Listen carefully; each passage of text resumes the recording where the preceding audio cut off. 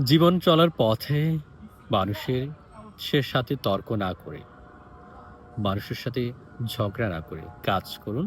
জীবন অনেক বেশি সুন্দর হবে। কাজের আনন্দ রহস্য এক কথায় নিহিত। ভালো কিছু করতে পারলে সেটি উপভোগ করা যাবে।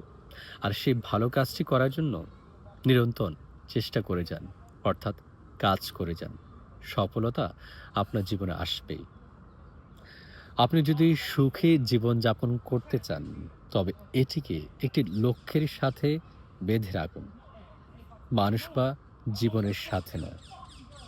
আপনি লক্ষ্য যদি স্থির করতে পারেন, লক্ষ্যকে ছোঁয়ার জন্য নিরন্তর কাজ করবেন এবং পরিশেষে আপনি সফলতার ধারপ্রান্তে পৌঁছে যাবেন। স্বপ্ন দেখতে জানলে জীবনের কাঁটাগুলো ধরা দেয়, গোলাপ হয়। দিওডোর জেলদিন। লোকেরা প্রায় বলেছে অনুপ্রেরণা স্থায়ী হয় না, ঠিক আছে, স্নানও করে না। তা আমরা প্রতিদিন এটি সুপারিশ করি। কিন্তু অনুপ্রেরণা অনেক ক্ষেত্রে আমাদের সফলতার পথে পাথে হয়ে দাঁড়ায়। পৃথিবীর সুন্দরতম জিনিসগুলো হাতে ছোঁয়া যায় না, চোখে দেখা যায় না। সেগুলো একমাত্র হৃদয় দিয়ে অনুভব করতে হয়। ভালোবাসা, দয়া কিংবা আন্তরিকতা দিয়ে। Helen Keller.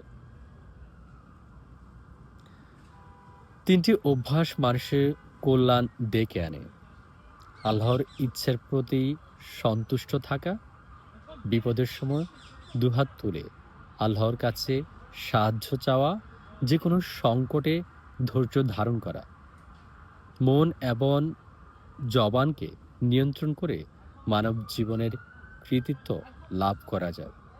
ইমাম গাজ্জালি। নিজের সাথে ধৈর্য ধরুন। সব বৃদ্ধি কোমল, এটি পবিত্র ভূমি। এর চেয়ে বড় কোনো বিনিয়োগ নেই। অর্থাৎ নিজেই নিজের সাথে কথা বলুন, নিজে নিজের সাথে যুদ্ধ করুন। গতকাল থেকে আজকে আপনি কতটা ভালো কাজ করেছেন।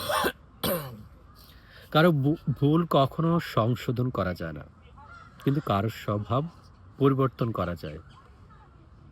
তাই কারো স্বভাব পরিবর্তন করতে পারলে দেখবেন অনেক কিছু চেঞ্জ করে দেওয়া যায়। নিজের আত্মসম্মান বিসর্জন দিয়ে সেখান থেকে কিছু পাওয়ার প্রত্যাশা মানব জীবনের ধ্বংস নিয়ে আসে। সো আত্মসম্মান বজায় রেখে সাফল্য অর্জনের জন্য চেষ্টা করুন।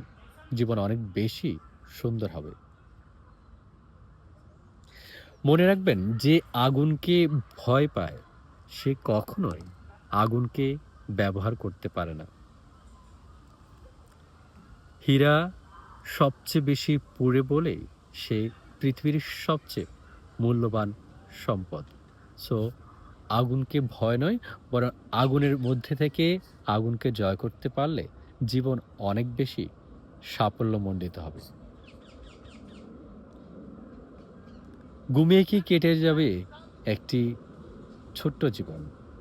জীবন হোক কর্ম চাঞ্চল্যে ভরপুর, ছুটে চলার নিরন্তর অনুপ্রেরণা।